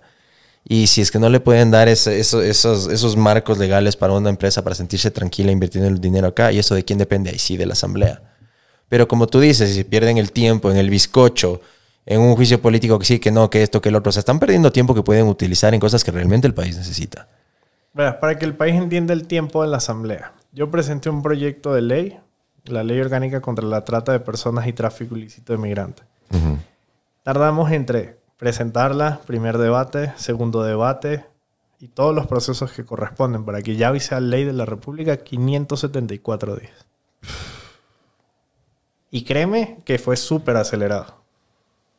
Porque puede tardar mucho más. O sea, eso empezaste desde la época de Lenin. No, lo entregamos ya siendo asambleísta formalmente en junio del 2021. Pero me imagino redactar, el research y todo. O sea, eso empezó antes. Ya teníamos un trabajo hecho desde antes. Oh. Y el 16 de febrero de este año es oficialmente ley de la República. Al menos desde nuestro lado, con el equipo que tenemos, es un gran logro. No solo porque no es que hicimos una reforma, no, es una ley. Y además es la primera ley en toda América Latina con legislación adaptada a las Naciones Unidas. Un elemento que algunos dirán, ¿y eso para qué? Sí, eso no me da de comer. Entonces, bueno, pero tiene elementos fundamentales porque sí permite que organismos internacionales puedan invertir en lucha contra esto. ¿Por qué te cuento este tema de los tiempos? Porque ya, saquemos por un rato el tema de los bizcochos. Supongamos que decimos no se vuelve a discutir bizcochos en la Asamblea Nacional. Vamos a realidades de las leyes. Presentamos otra ley, la ley del voluntariado. Cómo garantizar derechos y que no se violenten justamente principios y derechos de quienes son voluntarios en nuestro país. Una ley que nunca se ha constituido, está apoyada por la mayor cantidad de organizaciones de voluntariados de este país. Llega un asambleísta y le pareció que era divertido decir que si tú vas a ser voluntario, las empresas deben garantizarte seguro social. Ya. El resultado de eso es que tenemos 3 meses debatiendo por qué eso ahora no puede hacerse. Pero como el señor salió a decirle a todo el mundo que los voluntarios van a tener seguro social... era una jugada política para demagogo agarrar popularidad con la idea. Y se quedó ahí. 3 meses perdiendo tiempo en eso. Porque a alguien se le ocurrió que era bonito decirlo. Y que ahora los invitas al debate para que defiendan sus ideas y se excusa. Y si lo tratas de sacar, no, es que cómo tú le vas a negar seguro social a los voluntarios. Entonces la asamblea pierde eso porque los asambleístas no tienen la lógica de lo que están haciendo. Y es lo que te mencionaba. No es un tema de formación académica. Porque este asambleísta al menos tiene una buena formación académica. Si vienes con populismo, populismo es lo que te dan. Y la asamblea pierde tiempo en eso. Debatimos el tema de la ley de inversiones. La ley de fortalecimiento del tema audiovisual. Y les metieron un montón de cosas al principio que nada tenía que ver. Brother, justo eso te quería decir. O sea, no sé si estás empapado del tema, pero, o sea, por ejemplo, yo que me muevo en esa industria, que he estado ya tantos años, en California es un huevo de caro grabar, por tema de impuestos y etcétera. Lo mismo que podría pasar acá, por así decirlo. ¿Qué es lo que hacen en Vancouver, Canadá o ciudades como Atlanta o en New Orleans o en diferentes lugares? Les dan incentivos tributarios y ¿qué hace la industria cinematográfica? Se van a esos lugares a grabar. Todo se graba en Atlanta. No sé si has visto Suits o un montón de shows que son supuestamente en New York. No, es Canadá. Utilizan Canadá para cuando es supuestamente en New York y cosas así. Bueno, el Ecuador tiene todo, loco. La idea nuestra era que Ecuador pueda hacer eso. Incluso había el planteamiento de que parte de las empresas de Netflix que hacen las grabaciones puedan venir a invertir acá. Aprobamos la ley después de un debate fastidioso de 7 semanas, pero lo logramos. Esa ley la aprobamos en diciembre. En enero iniciaban los procesos con los ministerios para que ellos puedan venir. Y en febrero, juicio político. Entonces tú dices que eso a estas multinacionales ya no les va a traer para venir porque está la situación política no está muy buena. Se esperan a ver qué tan estable está o no el país. Y es la parte de lo que vuelvo de nuevo. Todos estos asambleístas creen que están comiéndosela haciendo lo que están haciendo. Y no se dan cuenta del daño que le están haciendo al país. A ver, pero me acabo de desayunar algo nuevo. Entonces, ¿esta ley fue aprobada? Sí, la ley la aprobamos por unanimidad. Fue un trabajo justamente de al menos los que estamos aquí y unas 2 personas más. Diles, shout out. A ver, di los nombres a tu equipo. Aquí está Mili, está Betsa y está Majo. Mili, Betsa y Majo. Sí, bien. Alguien que le guste el cine. Gracias. Puta, he estado peor que disco rayado desde hace 8 o 10 años diciendo lo mismo. Por fin. Y nos matamos para que eso ocurra. Fueron 7 semanas entregados todos los días, los fines de semana. Incluso estábamos en feriado, teníamos receso legislativo y seguíamos trabajando. Y logramos que se apruebe. Y ahí voy a una parte importante. Porque aquí la crítica no es solo de un lado. Si esta ley es importante, si esta ley contra la trata es importante, si otras leyes son importantes, ¿por qué en los medios no salen? Porque no vende, eso ya hablamos, es un negocio. Bueno, pero aquí también hay que venir a una parte crítica de la ciudadanía hacia ver eso. Y capaz por esto, entonces ya esta semana no me invitan. Pero, a ver, pero ahí viene lo que te dije, el tema segunda vuelta. Entonces, eso es responsabilidad del equipo de comunicación, del oficialismo, decir, a ver, estamos haciendo esto, regar en shorts, llegar en reels, llegar en TikTok, hacer un podcast, hacer todo. Pero ahí voy, lo haces, pero tienes un problema. Entre eso y el morbo de que supuestamente hay una relación amorosa entre dos asambleístas, te gana esto. Ya, más adelante. Ya, sí, esa mierda siempre ya, entonces, le gusta a la gente. Estamos tratando de cambiar eso. No ha sido fácil. Es más, la propia comunicación de la Asamblea Nacional debería dedicarse a eso. Tienes todo un equipo de comunicación que ya, ok, más allá de si Virgilio es bueno o es malo, dedica al menos al equipo de comunicación a que fortalezca el trabajo de lo que estás aprobando. Pero ves que el equipo de comunicación está dedicado a hacerle más campaña a unos que otros.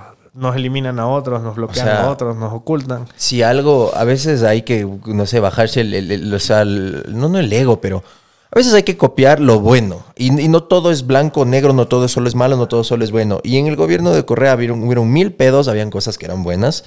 Y una de las cosas que eran buenas es que podrá ser un hijo de puta, se sacó el brazalete, fue una mierda. Pero los Alvarados, si algo sabían, era comunicar.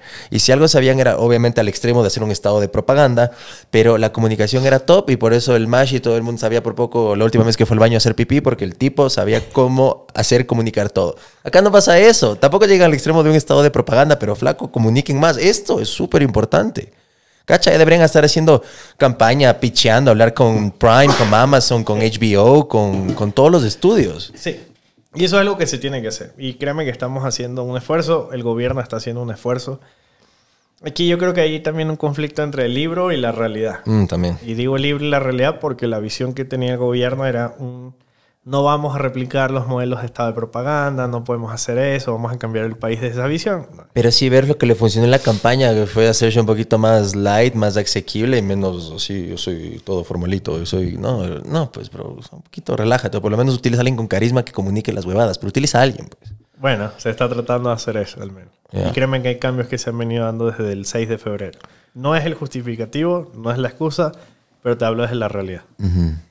A ver, pero para resumirme, porque es algo que te juro que me interesa y debe haber gente que también debe estar curiosa de esto. Si me puedes resumir en 5 puntos o cosas, ¿qué es esta ley del tema de la inversión de audiovisuales y que va a incluir al cine y las producciones que se podrían grabar aquí en el Ecuador? ¿Qué les están ofreciendo? O sea, impuesto cero, ¿cuál es el resumen? Facilidad para la generación de empresas, libre competencia en el país, liberación en temas de impuestos o al menos que se les dé providencias para que puedan invertir y eso sea de alguna manera un retroactivo. ¿Y ese de cero?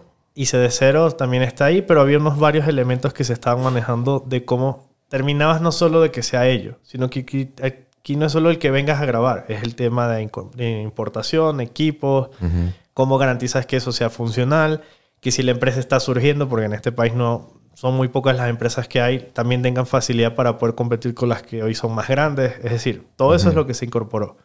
Pero también hay un punto ahí que es que ¿cómo terminas de lograr eso cuando no tienes una estabilidad? Porque ya, supongamos que tú dices, bueno, ahora yo quiero invertir y quiero montar mi Netflix ecuatoriano. Empiezas a hacerlo, pero si no tienes las garantías de muchos temas, no lo vas a poder hacer. O sea, no vas a poder terminar de agarrar y decir, voy a hacer específicamente este tema. Entonces, son varios de los elementos los que se incorporaron. O sea, volvemos al tema de la seguridad jurídica. Es que un país sin seguridad jurídica no avanza. Y sobrevive. Eso es lo que hace. Ahí lo que tenemos que buscar es estabilidad. Yo al menos le apuesto a que este tema del juicio político se acabe en los próximos 15 días. Entremos en la nueva dinámica de la Asamblea, cambio de autoridades. El 14 de mayo se cambian todas las autoridades por los próximos 2 años. Y eso estabilice un poco la Asamblea para que deje de joder un poco el país.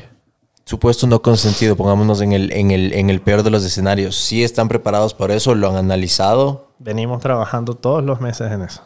Plan de contingencia, escenario A, B, C, D, F, pero si hay algo que la política me ha enseñado en esta semana es que puedes tener todos los escenarios listos y el que menos te espere te puede sorprender. ¿Cuándo fue la última vez que hablaste con el presidente? Hoy en la mañana. ¿Cómo lo ves? Tranquilo. Justamente tenía el encuentro con los alcaldes y prefectos electos. Nosotros como movimiento político ganamos solo 20 de las 221 alcaldías, no ganamos ninguna prefectura. Y el presidente dijo, bueno, hay que aprender a hacer las cosas como son. Nos vamos a reunir con todos. Porque al final no puede seguir siendo solo Quito, Guayaquil y Cuenca el interés de este país. Este país está compuesto por 18 millones de personas a las que tienes que responder. Así que vamos a empezar a trabajar desde abajo, con las estructuras más pequeñas y sobre todo con aquellos cantones que han sido olvidados durante tanto tiempo. Tienes mandato hasta el 2025, ¿verdad? Hasta el 14 de mayo del 2025. Planes a futuro que tienes así como objetivos que está para Juan Fernando Flores en estos siguientes años que quedan.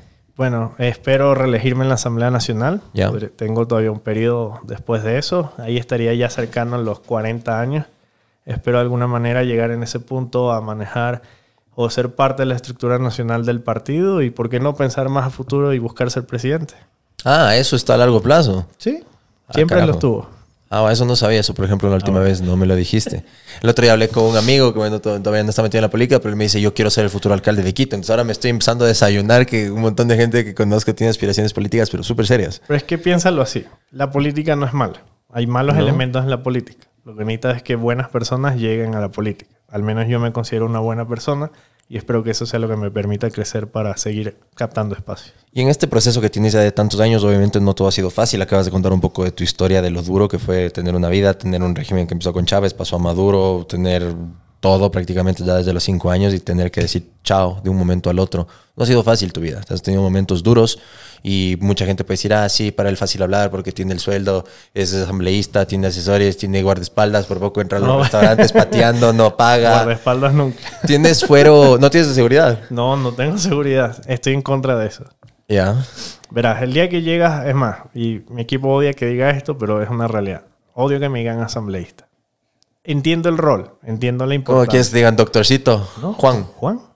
Ya. Porque el día que yo salga de la Asamblea Nacional sigo siendo Juan. O sea, naciste Juan y te vas a morir Juan. Eso Entonces no cambia. así debería ser la lógica. Aquellos que se les mete que por ser asambleístas necesitan carros, choferes, escoltas, motos.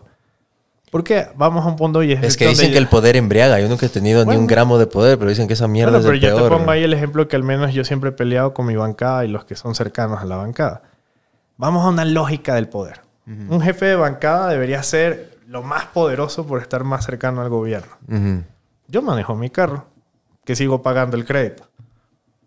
Si yo manejo mi carro, sigo pagando el crédito, no tengo seguridad, no tengo escoltas y no tengo chofer y soy de los más poderosos, ¿por qué los que en teoría están debajo de esa estructura tienen que tenerla? Eso es un muy buen punto. Ahí sí me gusta tu actitud. Punto extra. Bien. A la pregunta que iba a ir antes de que nos fuimos en esta tangente interesante, por cierto. ¿Cuál crees que fue ese momento, en teoría, en tu vida que pudo haber sido considerado como un fracaso, que en ese momento te quisiste arrancar la cabeza y dijiste, hijo de puta, por poco te querías morir, pero ya viendo en retrospectiva, años después, resultó ser una bendición disfrazada de fracaso? Es medio loco, pero es el día que decidí quedarme en Venezuela. ¿Quedarte en Venezuela? ¿En qué momento? Voy. Yo cuando terminé el colegio, en el año 2005-2006, le reclamaba mucho a mi familia que no me gustaba esto de estar lejos del Ecuador y todos mis tíos, mis primos, mi familia. Allá éramos solo nosotros. Yo me acuerdo que le dije a mi papá, yo no aguanto, yo lo siento mucho, yo me regreso a Ecuador, ustedes verán qué hacen, yo veré qué hago allá.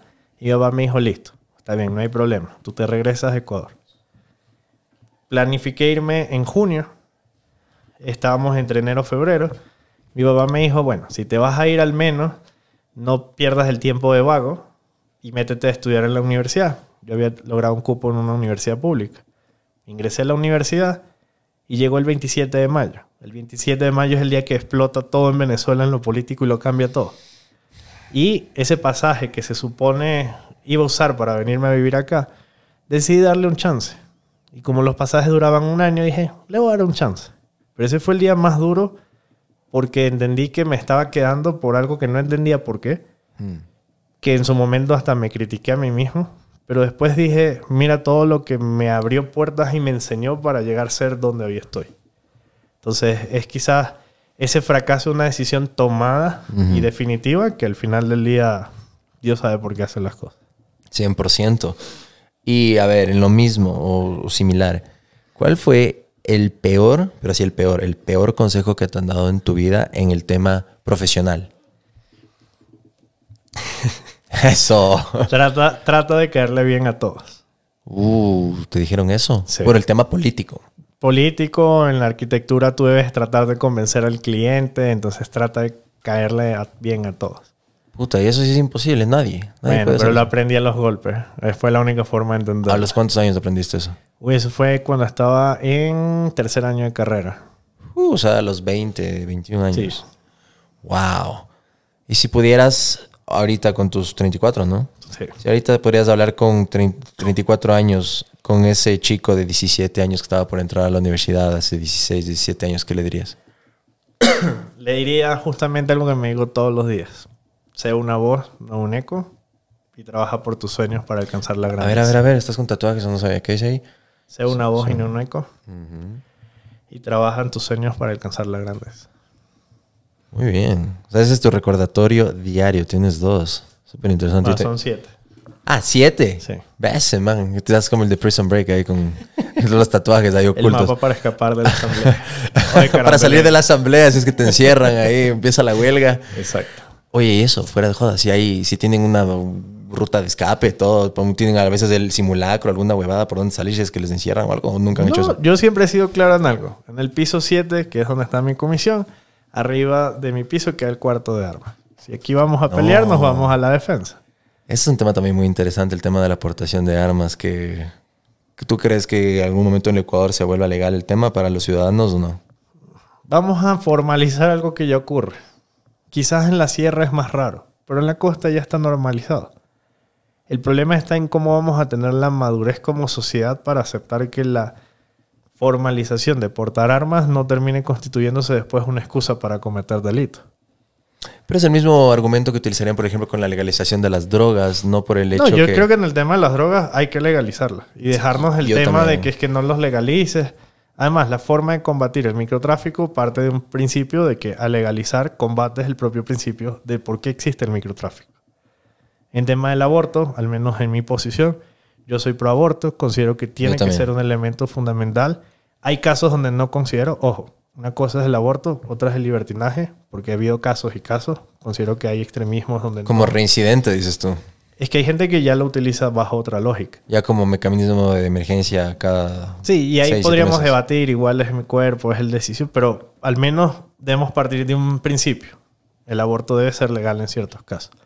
Pero en el caso de porte de armas, tienes que tener la lógica de si la sociedad está preparada para eso. Pero lo mismo dicen con las drogas, pero en cambio el rato que legalices eso, hay un mercado, porque no por el hecho de que sean ilegales la gente no deja de comprarlas, y hay un tráfico, un mercado negro terrible de armas. Les quitas eso de cierta manera. Lo mismo con las drogas y lo mismo que hicieron en California. Al momento que ya dejó de ser medicinal para ser recreacional 100% y que todo el mundo pueda consumir, el gobierno de California se mete un putanal de dinero. ¿Sabes cuál con es eso? la diferencia? ¿Cuál? Que con 1 gramo de droga no te mato. Con una bala sí. Es un buen punto. Pero al mismo tiempo en el día a día siguen matando a la gente todos los días. Ojo, esos son debates y aquí tenemos que tener un debate grande. Sí. No me corresponde a mí hacerlo porque no es mi rol, pero creo que un día alguien tiene que salir a explicarle a este país que el narcotráfico es real, que las mafias existen. Pero ya, pues el que no se da cuenta ya... No, porque una cosa es presumir que y otra cosa es entender que desde el gobierno y el Estado te lo dicen. Sí, y estas zonas están perdidas y estas zonas están entregadas y estas zonas ocurrió esto. Porque no es salir solo a decirlo. Es que en el instante en que lo dices, el que lo dicen lo van a buscar. Entonces aquí hay temas donde tiene que haber un plan desde el Estado para combatir eso. Y hasta ahora no existe eso. Como Estado, no como gobierno, como Estado. Desde el gobierno existe una lógica, existen programas para poder combatir, para poder enfrentar, pero es la gran pelea que tenemos hoy. Tienes a alguien que detienes porque cometió un delito, lo pones en la fiscalía lo presenta ante un juez y el juez lo libera. Eso es una falla del Estado, no es culpa del gobierno. El gobierno no maneja la fiscalía, el gobierno no maneja los jueces. Que en el correísmo ocurría, eso era otra historia. Pero en esto, en la democracia, en la verdadera democracia, eso no ocurre. Entonces hay que depurar, hay que limpiar. Pero sí hay cosas que se pudieran hacer. Ayer una amiga me estaba comentando, saludos André, por cierto, una columna de Felipe Rodríguez, del abogado. se me va el título de la columna, pero básicamente decía, o sea, pónganse por un segundo en los zapatos de los jueces. O sea, ¿cómo puedes hacer si es que te agarran y te extorsionan y llega tu hija y la manosearon o te dicen el día de mañana si no tomas esta decisión te voy a quebrar a ti, a tu familia, Entonces, obviamente, no sé, por eso si parte del gobierno deberían hacer una especie de política de darles más seguridad, de protegerlos, de que sean jueces sin rostro. O sea, hay tantas maneras de cuidar eso para un poco también poder tomar mejores decisiones, porque no puede ser posible que la gente que esté encargada de tomar las decisiones judiciales más importantes de todo terminen siendo obviamente extorsionados por este tipo de personas. Yo te propongo una solución. Y es algo que además ya se está empezando a aplicar en España y en otros países y podemos debatir de si es válido o no es válido. Llevar los procesos judiciales al metaverso para garantizar que a través de ese sistema no exista identidad que puedas identificar y se eviten los procesos de extorsión. Me gusta, es muy buena iniciativa. Y el tema de cripto, cierto que una vez te escribí cuando estaban en campaña. Lo va a llevar a la Asamblea Nacional. Pero si gastamos 3 horas debatiendo sobre el bizcocho. Puta, pero ahí te van a hacer mierda. El rato que digas del metaverso en la situación actual, van a decir, ve, cojudo, enfócate en lo que realmente importa. Y el problema es que no entienden que esas son las cosas que importan. Las legislaciones de otros países del mundo se están enfocando sobre protección de datos, identidad. NFTs para las licencias, la ¿cómo es? No, CNT es la del internet. ¿Cómo se llama la del tránsito? CNT también, ¿no? CNT, sí. Es como me confundí. Pero bueno, los tránsitos. ANT. Eso, ANT, las licencias, los registros, el registro de la propiedad, todo se puede ahora poner en blockchain y efectivizar, sacar un montón de cosas. No es tu prioridad. Claro, ahorita no es la prioridad. Es que ese es y eso también me dijiste en ese momento, cuando te hablé del tema de cripto. Te dije, loco, mira lo que hizo Bukele en El Salvador. También es un poquito extremista hacerlo ya moneda legal de curso, pero un punto medio. Ahí sí, literal, lo que hiciste, transemos, un término medio. Incluir blockchain, incluir cripto en el sistema del Ecuador. Eso también trae full inversión. Le podrán decir a Bukele, sí, el precio de Bitcoin cayó de los 20,000 y jaja, y se le burlan perdiendo 50 pero plata. le trajo inversión. Puta, lo que más tiene es inversión. Es el turismo, un montón de cosas. El punto está en que cuando no tienes claras las prioridades de por qué estás sentado ahí, no vas a poder. Y te voy a poner un ejemplo real para ya no seguir dándole el bizcocho porque después me reclama también en la asamblea. Ecuador va a firmar un tratado de libre comercio con China. ¿Ah, sí? Importantísimo. Un tratado grande que le va a dar muchas capacidades a que el sector productivo pueda surgir. Los tratados de libre comercio pasan por la Asamblea Nacional, pasan por mi comisión. ¿Qué problema tenemos? En que puede llegar a la comisión. Necesita 5 votos para que al menos se apruebe de los 9 y baje al pleno de la Asamblea Nacional. ¿Cuántos miembros tiene cada comisión? 9. Okay. Y resulta que hay asambleístas que te dicen, no, yo no te voy a votar. Tú le dices, ¿por qué? Entonces tú dices, bueno, capaz es porque representa el sector productivo, es que está conectado con la gente, es que... No, cuando les preguntas por qué, es porque eso en nuestro gobierno lo vamos a aprobar, pero en tu gobierno no. Ah, es sacar el crédito. No, yo lo hice. No jodas, hacen eso. Entonces tú dices, ok, ya, en tu gobierno. Supongamos que no hay juicio político, todo avanza normal. Es decir, tú vas a esperar hasta el 25 por capricho de que tú quieres llevarte la joya. Ahí es donde ves que las prioridades no son necesariamente las importantes. Entonces, ese es el problema, ese es el verdadero debate. ¿Que hay forma de romperlo? Hay forma de romperlo. Porque, de nuevo, nos ven peleando todos los días en la asamblea, pero vamos a las votaciones, un día votamos mi bancada. Un día vota con Pachacuti, un día vota con la ID, un día vota con Social Cristianos, un día vota con el correísmo, un día vota con todos, un día ninguno vota con nosotros. Es la realidad. Pero en niveles prácticos, porque me dices que sí, los tiempos se demoran, la asamblea no es tan rápido como la gente quisiera, pero en el día a día hasta eso, algo de transición se podría hacer. Y volviendo al tema de los jueces, o por lo menos del sistema de víctimas o de testigos. De datos. No, el sistema de testigos protegidos y esto de la fiscalía. Lo que he escuchado es una burla. Es una persona que te llama 3 veces a la semana a ver si está bien, todo bien, ya. Y como lo que dijiste de lo de la embajada más o menos, que sí, está con la luz prendida, no, ya, bueno, X. Y no están realmente con un sistema como en Estados Unidos que es certero y seguro, que la gente pone la vida en pellejo para así decir cosas porque saben que van a estar a salvo. Pero si eso aquí también, ¿eso que necesitan? Más presupuesto. ¿Y eso de quién viene? Del Ejecutivo. Asumo que pueden darle más presupuesto. No viene del Ejecutivo, ese es el gran error. Nos hemos acostumbrado a creer que papá... El gobierno le da plata a todo. ¿De dónde sale el presupuesto de la Fiscalía General? Los presupuestos vienen de un sistema que se distribuye, donde analizamos en función de lo que ejecutan, lo que necesitan y qué es posible hacer o no. Este famoso tema de entró más petróleo al país, entonces ahora tenemos más dinero. Y esto lo he aprendido porque además quien más me lo ha enseñado está justamente aquí. Tú no puedes establecer gastos permanentes con ingresos que no son permanentes. Lo del petróleo fluctúa tanto que sí, un día podemos tener más plata, un día no podemos tener más plata. Las asignaciones y los procesos tienen que ir por propios procesos que presenta la Corte Nacional de Justicia, que presenta la Fiscalía, que sí tiene que ver si hay cómo poder sostenerlo o no sostenerlo, acuerdos internacionales, cooperación internacional. Entonces ese cuento de que el gobierno no me quiere dar plata no es tan solo así. El tema es que también hay quien manejan recursos. ¿O es que ustedes creen que el 1 de enero todas las instituciones del Estado empiezan en cero y el gobierno les va soltando poco a poco? Si eso fuese así, entonces nosotros manejaríamos el poder y no existiría autonomía. Entonces, es cómo manejan el recurso realmente, más allá del discurso, si es funcional o no.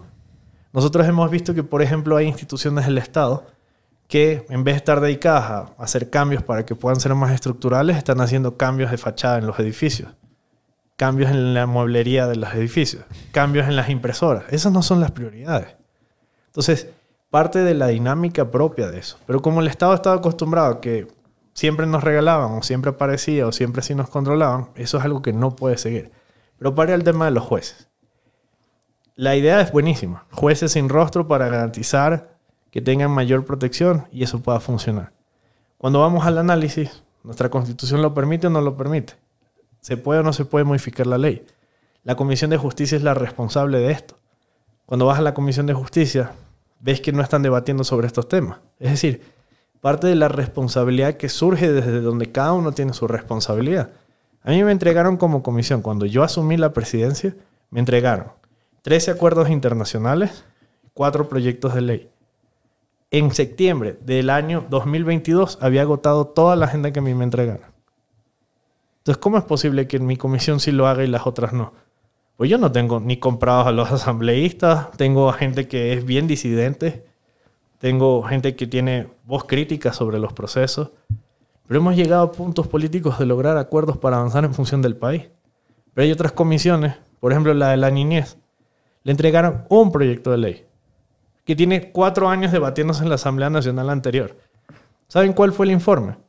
Informamos al Pleno de la Asamblea Nacional que no hay informe. Y pedimos que nos den 1 año más para tratarlo. O sea, 5 en total. Entonces, en su finalidad real, no van a poder avanzar. Eso probablemente se archive y el trabajo de 6 años se va a ir a la basura. ¿Y por qué? Porque no les da la gana de hacerlo. Y eso es lo que la gente debería estar crítica. Pero obviamente, el show, la dinámica, el día a día, las cosas, la gente odia la política, nos ve peleando. O sea, yo también entiendo esa lógica y por qué estamos tan disonantes del sentir de la gente. Última parte ya para empezar a cerrar. Preguntas rápidas que se me viene de la asamblea, que hay gente que debe tener curiosidad. Eso me quedé loco. El piso 7, o sea, el piso 8 es donde están las armas de la asamblea. Eso tendrán cuidado. Si es que esto escuchan, vayan, cambien, porque ya la gente va sabiendo dónde están las armas de la asamblea. Pero has subido a la terraza. Es cierto que están ahí los símbolos masones del sol, los rituales por poco para invocar a las energías. ¿Está ahí, sí o no? Sí, hay un templo ecuménico. Algunos dicen que es un templo masón. Hay un templo. Porque definir de qué es el templo no se sabe. ¿Y cuando subes la energía es pesada o es fresh? Tranqui. Para la Asamblea Nacional arriba es súper fresco. Porque... Abajo es donde está pesado. Exactamente. Yeah. Que es cierto que el asambleísta promedio, puta, es un rockstar. Porque, a ver, ¿tienes fuero? ¿Tienes inmunidad? ¿Tienes esta a ver, nosotros inmunidad parlamentaria? Tenemos inmunidad parlamentaria desde el momento que somos electos. Ni siquiera hay que esperar que nos posesionen. Hasta el último día de nuestra gestión. ¿Y ahí significa que tienes fuero de corte o nadie te puede juzgar? Fuero de corte, pero salvo ciertos casos. Si agarro, mato a alguien y la policía me atrapa, no es que va a decir, ay, no, tiene fuero de corte. No, o sea, hay cosas donde cuando se evidencia el delito cometido, no existe el fuero. Y es cierto que los asambleístas, por ejemplo, cuando van los que sí tienen guardaespaldas y eso, van a restaurantes y eso, no pagan nada, o quién paga las comidas de los guardaespaldas, el tema de la logística, ¿cómo es todo el tema del personal de un asambleísta? ¿Eso le paga, es la asamblea mismo, viene del sueldo del asambleísta? ¿Cómo es el tema así logístico? Lo que pasa es que no tengo guardaespaldas, entonces no te puedo decir. Pero cuando vas a un restaurante, ¿entras pateando el perro fresco? No, tú tienes que entrar como eres la persona que eres. Porque es que en el instante en que tú te crees algo que no eres, vas a cometer el error más grande, que cuando no tengas ese poder, ¿de dónde vas a agarrar para patear a la gente? Y tampoco es para siempre, esa cosa de efímera también. Es súper efímero. Pero a ver, para responderte un poco de cosas que nosotros hemos visto. La asamblea le asigna cierta seguridad a ciertas personas. Eso sí existe. El presidente de la asamblea, las vicepresidencias y los miembros del CAL, ellos tienen escoltas legislativos, tienen vehículos, por un tema de seguridad de Estado. Más allá de que uno diga por qué ellos les das y otros no. Es un tema de seguridad de Estado. Va a depender mucho de la dinámica de los asambleístas. Porque yo he visto asambleístas que se llevan a su equipo a una provincia y les pagan todo. Para que no gasten de su salario, porque es la forma de ellos reconocer el esfuerzo y trabajo que están haciendo. Como sé de otros que en cambio, más o menos hasta le pagan al asambleísta las cosas. Entonces esos son los problemas que tienes en la Asamblea Nacional. De ahí, sobre el tema de seguridad, antes los asambleístas tenían un escolta legislativo y un escolta motorizado. Pero eso fue hace casi ya 8, 12 años. Ya eso se eliminó. Pero formalmente todos somos exactamente los mismos. ¿Se fuma dentro de la asamblea o ya no hay los cenicerazos? No, ya no hay cenicerazo. Pero... ¿Y es prohibido fumar adentro o si un asambleísta quiere ponerse a fumar en plena no, sesión puede? Salen a los laterales y ya ahí pueden fumar. Pero adentro no, en el pleno no. No, es muy raro. Sería muy raro que lo hagan. Y la verdad, ambiente libre de humo. Entonces, ok. Sería como complejo. ¿Cuáles son esos 3 libros que más has regalado a alguien o que más ha influenciado e impactado tu vida que nos puedas compartir? 1984. Orwell. George Orwell. Todo un montón de cosas están cumpliendo hoy en día. Bueno, para mí ese libro es el libro. No necesitas leer más libros. Tienen una cadena, puedes leer otros que vienen, pero para mí, si quieres entender cómo funciona este mundo de locura, es ese. Y después vienen las guerras del agua, entonces, según tú.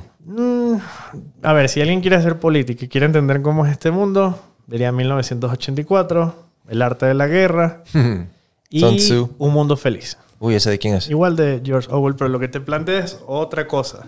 Es otro tema. Te plantean un mundo supuestamente perfecto donde todo es ideal, Yeah. pero parte de que la felicidad es desde ese ideal y todo se cae. Es interesante. Te recomiendo, ya que te gusta 1984 de Orwell, The Fourth Turning. Okay. Se me va el nombre, creo que es de Strauss, no es Neil Strauss, otro Strauss, el autor, pero The Fourth Turning. Y es igual, así un poco, no de un futuro distópico, pero sí como que cosas que están empezando a ocurrir, ese cambio, ese punto de quiebra en la sociedad y empiezan a pasar un montón de cosas. Y ahora sí, ya la última pregunta. Debe haber gente que no sean así de antipáticos o de con la política como el millennial promedio o no sé cómo sea Gen Z. Pero debe haber gente por ahí que realmente le encante, que su sueño es querer ser presidente como tú, que quiere ser alcalde, quiere ser asambleísta, concejal de su ciudad, presidente del GOBE, de la U, en la que estén, lo que sea. ¿Qué le puedes decir a esa persona que está empezando, que tal vez te ve como un referente, que tal vez se inspira viendo a la gente debatiendo, a los que sí hablan y tiran ideas en la asamblea? ¿Cómo empezar? ¿Qué les puedes decir? ¿Cuáles son esas cosas que les ayudarían a recortar su curva de aprendizaje? Creo que lo primero es ver dónde se ven. Yo decidí hace 13 años que quería ser asambleísta. Un día que visité la Asamblea Nacional y dije, yo quiero ser asambleísta. ¿La de Venezuela o la de acá? De acá. Yeah. Y cuando hice eso, empecé, cada vez que venía de visita al Ecuador, venía a la Asamblea Nacional a ver los debates. Y me sentaba a ver cómo es la lógica, cómo es el tema, cómo funciona el pleno. Ese tipo de cosas te da a ver y entender algo que no vas a encontrar en ningún libro, que es la dinámica real de la política. Entonces yo creo que eso es fundamental. Lo segundo, que sean cada uno quien es. El punto de ser quien eres es el mejor, o sea, es tu mejor arma para poder vender realmente lo que eres. Y hoy en día, en época de redes sociales, autenticidad es lo que cuenta. Sí. Y lo tercero, que lo intenten. Y lo intenten, y lo intenten, y lo intenten. Les van a decir que no sirven para eso, que son jóvenes, que ustedes lo que sirven es para cargar pancartas, para mover sillas, para eso. Pero algún día se te da. A mí me dijeron, tú política, joven. Yo empecé siendo el jefe de bancada con un titular gigante de José Hernández, de 4 Pelagatos, que decía, un joven de 33 años que vivió 26 años en Venezuela, ¿qué va a saber de política y de este país? Y al menos yo siento que hoy he demostrado que sé de política. Y sí, no habré vivido en este país, pero la política no tiene fronteras cuando los ideales son uno solo. Y siendo joven, soy asambleísta, jefe de bancada y presidente de una comisión. Y eso no lo digo desde el ego, de soy esto. No. Desde la responsabilidad de que siendo eso, tengo que trabajar el doble, porque soy joven. Tengo que presentar más proyectos de ley que sean lógicos y se aprueben para que pueda entregar leyes.